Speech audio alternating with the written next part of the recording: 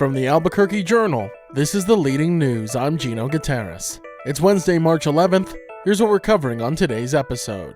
3 Albuquerque residents were touring the Al-Fawz Mosque in Manamana, Bahrain on February 28th when explosions from an Iranian attack shook the area near the U.S. Navy's 5th Fleet headquarters. Suzanne and John Horing, both in their 80s, and their friend Nando Amelia, sheltered inside the mosque as the blast continued for hours and emergency alerts sounded on their phones. The strikes were part of a wider regional conflict following U.S. and Israeli attacks on Iran. After days of uncertainty, closed embassies, and a shut airport, the group managed to travel by car to Saudi Arabia and eventually fly out through Cairo. They later returned to safety in Albuquerque, where friends and family welcomed them home. Rising tensions in the Middle East could push up gas prices in New Mexico, while also boosting state revenues from oil production. The U.S. military recently destroyed Iranian vessels laying mines near the Strait of Hormuz, a key route for about 20% of the world's oil supply. Experts say if the strait is disrupted, global oil prices could rise, increasing what drivers pay at the pump, but also bringing in more tax revenue for New Mexico, the nation's second largest oil-producing state. Analysts say the long-term impact will depend on how long the conflict lasts, as oil companies typically don't quickly change production plans based on short-term geopolitical events.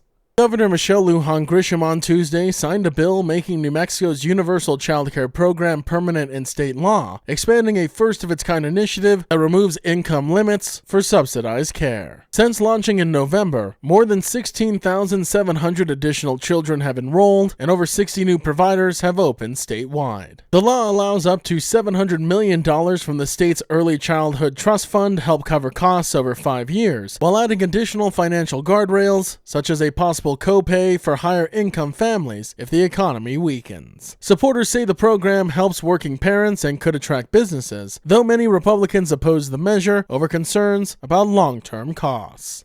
And Governor Michelle Lujan Grisham has signed a bill requiring new drivers in New Mexico to complete at least 3 hours of training on protecting, quote, vulnerable road users, including bicyclists, pedestrians, and emergency responders. The law, sponsored by Heather Bergmans, takes effect on January 1st and was inspired in part by the death of Albuquerque teen Kayla Van Landingham, who was killed while riding her bike in July. Lujan Grisham says the measure is a step towards safer roads, but urged lawmakers to consider broader changes next session, noting that nearly 40% of the state's traffic fatalities involve vulnerable road users.